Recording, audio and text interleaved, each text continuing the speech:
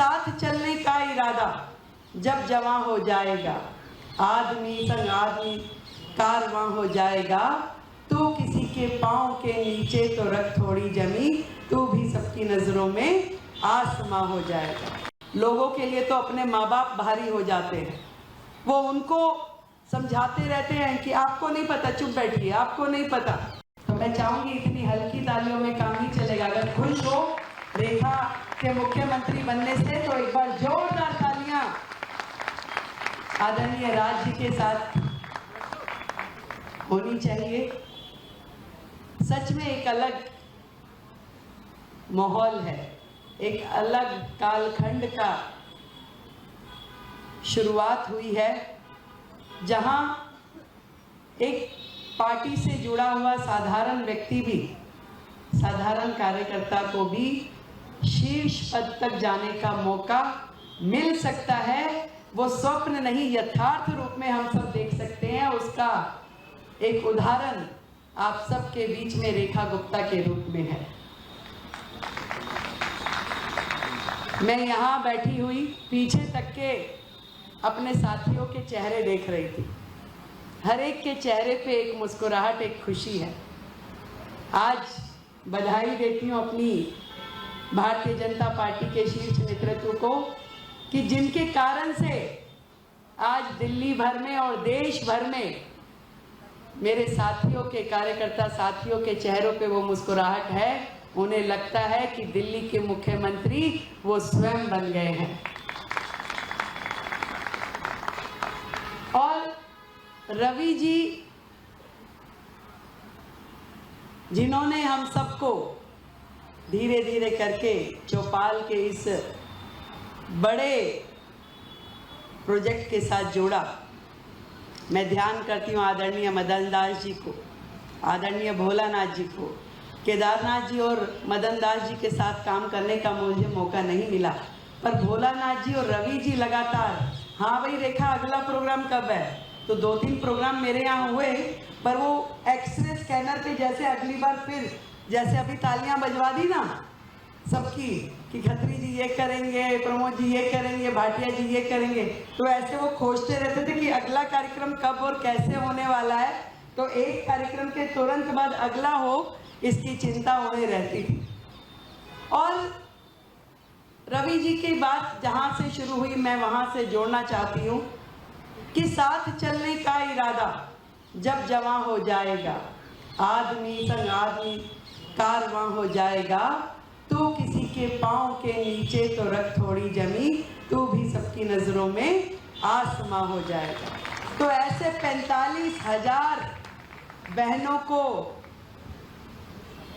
सुंदर व्यवस्था देके उनके जीवन में बदलाव कर कर यहाँ आसमां बन करके बैठी हुई ये टीम, आदरणीय किशोरी लाल जी, आदरणीय जैन साहब, आदरणीय हमारी किरण चोपड़ा दीदी और चौपाल की टीम से जुड़ा हुआ हर एक व्यक्ति, जिन्होंने 45,000 बहनों को लोन के रूप में मौका नहीं दिया, उनके जीवन में एक ऐसा बदलाव कर दिया कि उनको किसी साहूकार के चक्कर काटने की जरूरत नहीं है, मोटा मोटा ब्याज देने की जरूरत नहीं है।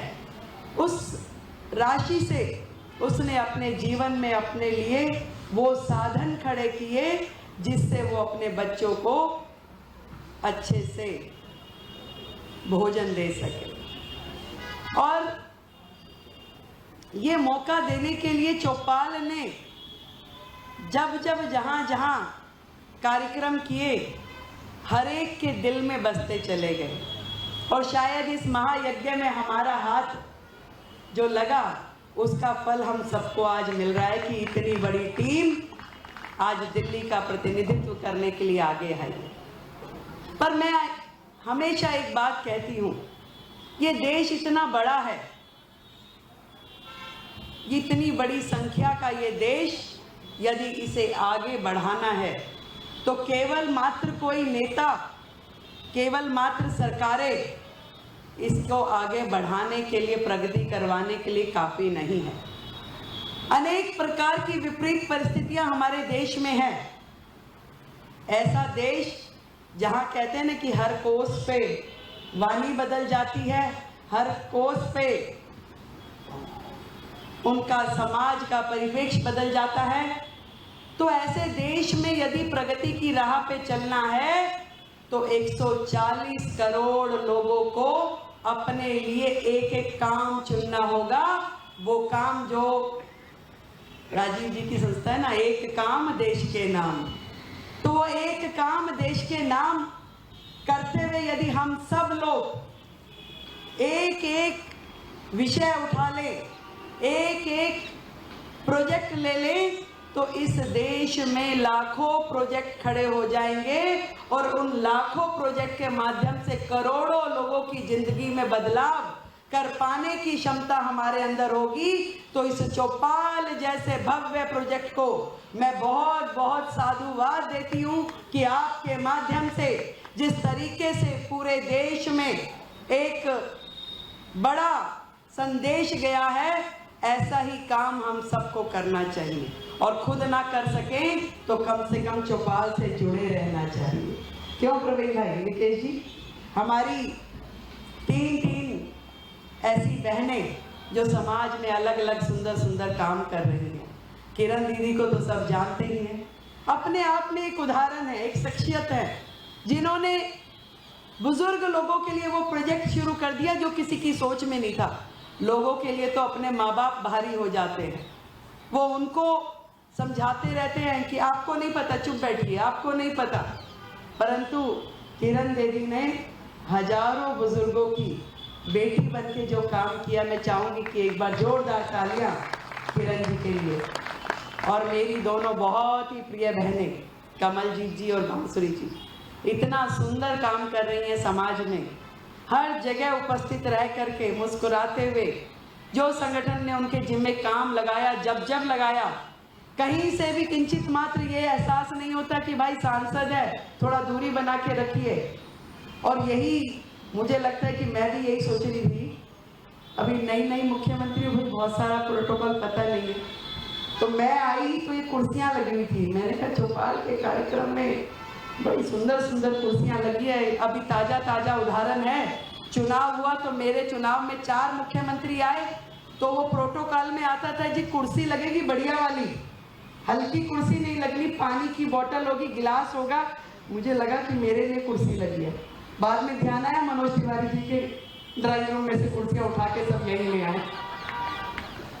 तो हम सब वो कार्यकर्ता हैं और कार्यकर्ता भाव से ही दिल्ली हमारे लिए एक चैलेंज है, एक मिशन है और मिशन मोड पे ही हमें काम करना है। जनता के बीच में रह के जनता का विकास, विकसित दिल्ली जिसका स्वप्न आदरणीय नरेंद्र मोदी जी ने देखा है। मैं हमेशा सबको, जिस दिन से मुझे ये जिम्मेवारी मिली है, एक एक व्यक्ति को ये कहती हूँ कि हमारा जो मिशन है, लोग पूछते हैं कि जी आपका क्या प्रोजेक्ट है, 100 डेज का एजेंडा क्या है, क्या काम करेंगे, क्या सोच रहे हैं। 2 ही बातें मैंने कही, एक जो दिल्ली से हमारी कमिटमेंट्स है वो पूरा करना मेरा एजेंडा है, और दूसरा मोदी जी का विकसित दिल्ली का जो सपना है उसे साकार करना हमारा प्लान है। इसी के ऊपर हमें काम करना है। और सच मानिए कि विकसित दिल्ली के लिए चौपाल की भूमिका एक अहम भूमिका है, क्योंकि जब तक गरीब व्यक्ति का हाथ पकड़कर हम अपने साथ खड़ा नहीं करेंगे तब तक ये समाज तरक्की नहीं कर सकता।